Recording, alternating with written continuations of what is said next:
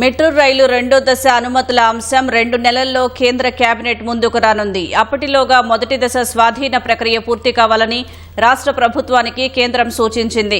ఢిల్లీలో గత వారం జరిగిన ఉన్నత స్థాయి సమావేశంలో కేంద్ర, రాష్ట్ర అధికారులు, Hyderabad metro rail limited MD పాల్గొన్నారు.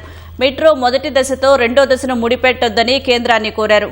రెండో దశ పూర్తయ్యే నాటికి మొదటి దశతో అనుసంధానంపై ఒక ప్రణాళిక సిద్ధం చేస్తామని లేఖలో పేర్కొన్నారు.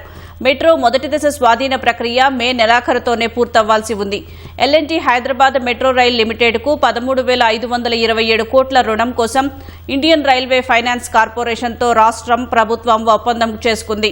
కేంద్రం నుంచి ఎన్ఓసీ లేకపోవడంతో రుణం విడుదల కాలేదు. ఈ నేపథ్యంలో మొదటి దశకు తిరిగి విలువ నిర్ధారణ చేసేందుకు 2 దశలకు అవసరమైన రుణాల సేకరణకు ఎస్బీఐ క్యాప్స్ను కన్సల్టెంట్గా నియమించాలని ఉమ్మడిగా నిర్ణయించారు.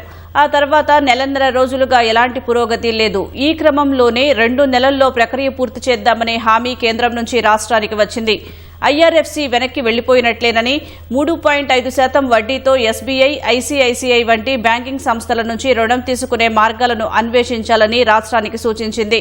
దీనిపై హైదరాబాద్ మెట్రో రైల్ లిమిటెడ్ కసరత్తు మొదలుపెట్టింది.